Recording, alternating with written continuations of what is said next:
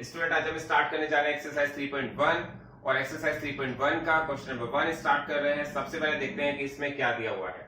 आपके पास question number first में बताया गया है right all factors of following numbers. हमारे पास यहाँ पर नंबर्स दिए गए हैं और हमें उनके फैक्टर्स को फाइंड करना है। तो फैक्टर्स का मीनिंग हमें बहुत अच्छी तरह क्लियर हो जाना चाहिए। फैक्टर्स का मीनिंग होता है हम किसी के पार्ट्स जितने कर सकते हैं उतने कर दें। इसका मतलब कि हमारे पास जैसे एक नंबर है 24, हम इसके कितने फैक्टर्स हम फाइंड कर सकते हैं। और मैंने बताया था एक ऐसे नंबर जो इनसे कंप्लीटली डिवाइड हो जाए वो इसके फैक्टर होंगे। आप डायरेक्टली भी फाइंड कर सकते हैं, लेकिन हमें एक प्रोसेस को फॉलो करना है जिससे हमारा कोई नंबर कोई फैक्टर छूट ना जाए। तो हम क्या करते हैं, आपको ध्यान से देखना है।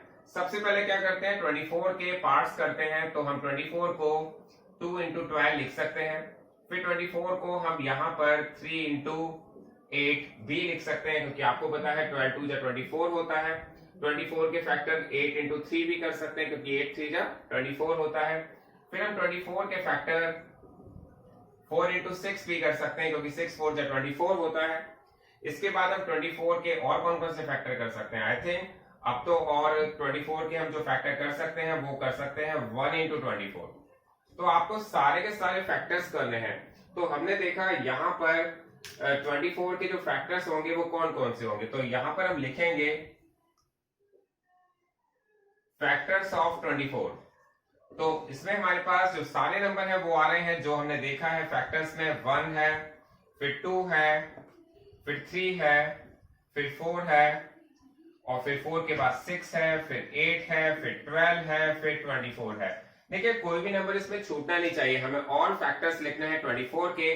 तो इसका मतलब हमारे पास एक बात तो बहुत ही क्लियर हो जानी चाहिए कि 1 and 24 तो सभी नंबर का फैक्टर होता है, और बाकी के जो फैक्टर है वो हमें इनके मल्टीप्लाई करके मिल जाते हैं। तो हम देखते हैं कि यहाँ पर 15, हमारे पास एक दूसरा नंबर है 15, और आपसे कहा गया 15 के ऑल फैक्टर्स को फाइंड कीजिए। तो यहाँ पर भी हम उसी प्रोसेस को फॉलो करते हुए 15 के फैक्टर्स को फाइंड कर रहे हैं। सबसे पहले आपको 15 को लिखना है 1 into 15।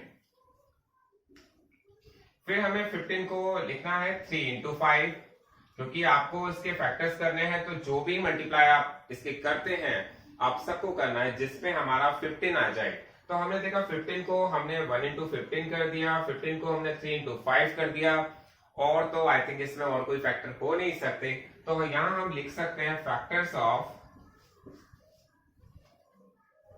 15।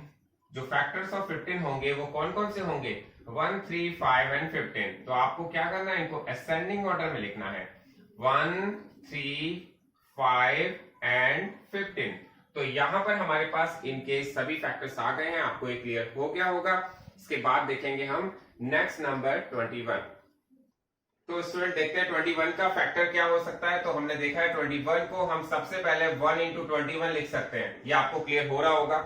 इसके बाद 21 को और कैसे फैक्टराइज कर सकते हैं, हम इसको कर सकते हैं 3 into 7। और कैसे कर सकते हैं, आई थिंक इसके अलावा तो हम और कोई इसको फैक्टराइज नहीं कर सकते। तो यहां पर हम लिखेंगे फैक्टर्स ऑफ 21।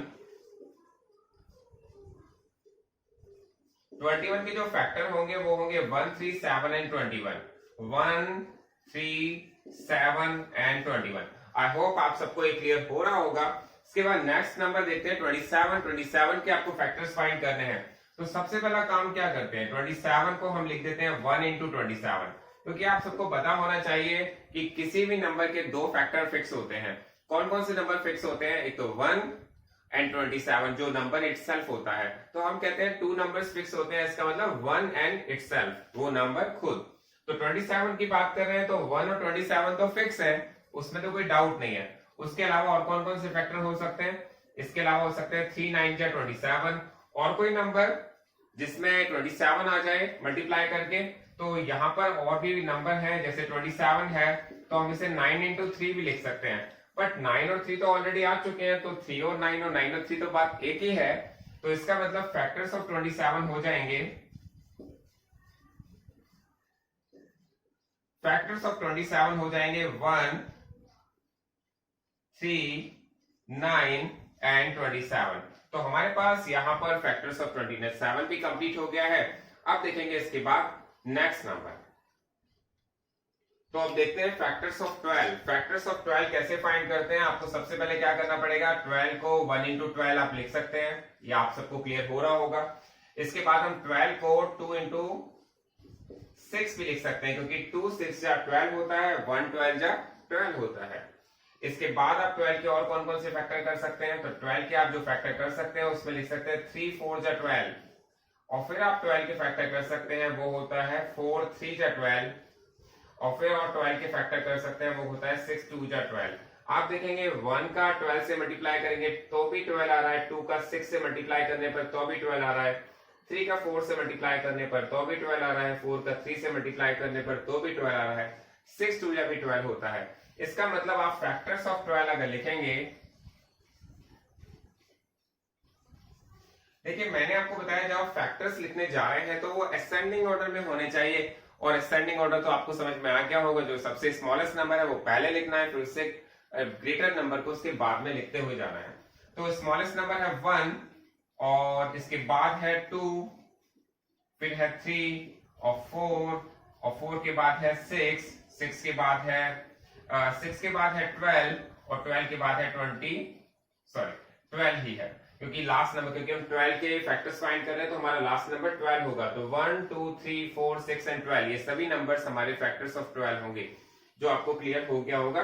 कोई भी नंबर रिपीट नहीं करना है, जैसे यहाँ 3 4 जा 12 आ गया, 4 3 जा 12 आ गया, तो हमने 3 को ले लिया है तो फिर दोबारा नहीं लेना है।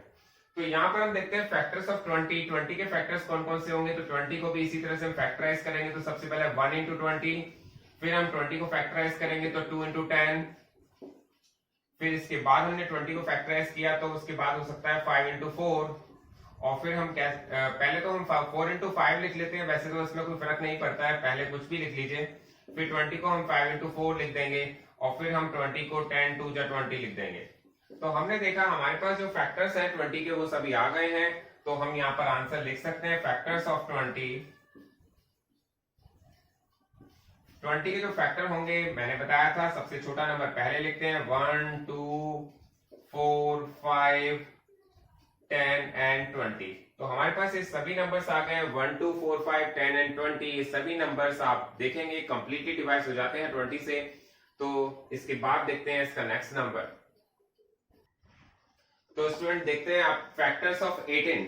हमारे पास जी नंबर का क्वेश्चन चल रहा है, इसमें कहा गया फैक्टर्स ऑफ 18 फाइंड कीजिए, और आई थिंक अब तो आपको सभी को फैक्टर्स को फाइंड करना आ गया होगा। तो 18 को आप लिख सकते हैं 1 इंटू 18, फिर आप 18 को लिख सकते हैं 2 इंटू 9, फिर आप 18 को लिख सकते हैं 3 इंटू 6, फिर आप 18 को लिख सकते हैं 6 इंटू 3, और फिर आप 18 को लिख सकते हैं 9 इंटू 2, फिर आप 18 को लिख सकते हैं 18 इंटू 1। इसका मतलब हमारे पास ऑल फैक्टर्स ऑफ 18 आ गए हैं, हमें कोई भी नंबर्स को रिपीट नहीं करना है। मैंने बताया था कि हमें सभी नंबर्स को असेंडिंग ऑर्डर में लिखना है, तो आप लिख सकते हैं फैक्टर्स ऑफ 18। फैक्टर्स ऑफ 18 जो होंगे वो कौन से होंगे, सबसे पहले आप लिखेंगे 1, फिर आपको लिखना है 2, फिर लिखना है 3, फिर 3 के बाद आपको लिखना है 6, और 6 के बाद लिखना है 9, और 9 के बाद आपको लिखना है 18। तो हमारे पास सभी नंबर्स आ गए 1 2 3 6 9 एंड 18। तो इसके बाद हम देखते हैं नेक्स्ट नंबर 23। 23 के हम फैक्टर्स देख रहे हैं, आपको देखने से ही पता चल रहा होगा ये 23 जो नंबर है ये प्राइम नंबर है। अब मैं आपको एक बार दोबारा से रिमाइंड करा दूं ये प्राइम नंबर्स होते क्या है।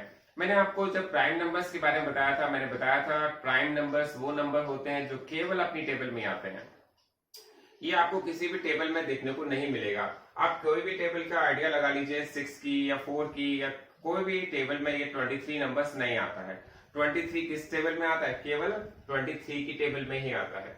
तो इसका मतलब ये प्राइम नंबर है, और प्राइम नंबर जो है तो इसके जो फैक्टर होंगे वो 1 इंटू 23 होंगे, या हम ये कह सकते हैं 23 के फैक्टर्स 23 इंटू 1 होंगे।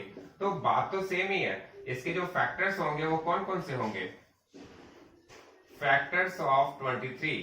फैक्टर्स ऑफ 23 जो होंगे वो होंगे हमारे पास 1 एंड 23। तो हमें एक बात और भी क्लियर हो जाती है यहाँ पर कि जब हमारे पास कोई प्राइम नंबर हो और आपसे उसके फैक्टर्स पूछे जाएं, तो प्राइम नंबर्स के फैक्टर केवल 2 ही होते हैं, 1 एंड इटसेल्फ। तो ये बात आपको क्लियर हो जानी चाहिए। इसके बाद अब देखते हैं लास्ट नंबर 36 का। तो स्टूडेंट अब देखते हैं हमारे पास जो दूसरा क्वेश्चन लास्ट क्वेश्चन आया है 36, इसके फैक्टर्स कौन कौन से होंगे। तो आपको यहाँ पर 36 के फैक्टर करने के लिए सबसे पहला काम तो 1 का मल्टीप्लाई 36 से करना होगा। फिर आप 36 के फर्दर फैक्टर फाइंड करेंगे तो 2 का मल्टीप्लाई 18 से करेंगे। फिर 36 को आप 3 into 12 भी लिख सकते हैं, क्योंकि आपको टेबल आनी चाहिए। 12 3 36 होता है। इसके बाद हम 36 के जो फैक्टर करेंगे वो हो जाएगा 4 9 36। फिर 36 के फैक्टर करेंगे तो आपके पास आ जाएगा 6 6 36। और फिर हमारे पास जो 36 के फैक्टर आएंगे फिर वो आएगा 9 4 36। और मैं समझता हूँ इसके बाद नंबर्स लिखने का कोई फायदा नहीं है, क्योंकि सभी नंबर्स फिर दोबारा रिपीट होना स्टार्ट हो जाएंगे। जैसे मैंने लिखा है 9 4 36 और 9 और 4 तो ऑलरेडी आ चुका है। फिर आपके पास 12 3 36 भी होता है, 18 2 36 होता है। तो आपको केवल वहीं तक लिखना होता है जहां पर नंबर रिपीट होना स्टार्ट ना हो। तो यहाँ पर मैंने आपको समझाने के लिए इसको मल्टीप्लाई करके दिखा दिया था, लेकिन आपको वहां तक लिखना जरूरी नहीं है। आपको केवल कहां तक लिखना है जहां पर नंबर रिपीट ना हो रहे हो। तो यहाँ पर 9 और 4 रिपीट होना स्टार्ट हो गया। इसका मतलब हमारे पास जो फैक्टर्स होंगे, फैक्टर्स ऑफ 36 के जो फैक्टर होंगे वो कौन कौन से होंगे। आपको सबसे पहले लिखना है 1, फिर 2, फिर 3, फिर 4, फिर 6, फिर 9 एंड फिर 12, फिर 18 और 36। तो हमारे पास सारे फैक्टर्स आ गए हैं 36 के, 1 2 3 4 6 9 12 18 एंड 36। आप देखेंगे अगर हम इनकी टेबल देखें तो इन सब में 36 आता है। 36 इन सभी नंबर 36 नंबर जो इन सभी नंबर से डिवाइड हो सकता है। तो ये क्वेश्चन नंबर 1 कंप्लीट हो गया है। Thanks for watching this video.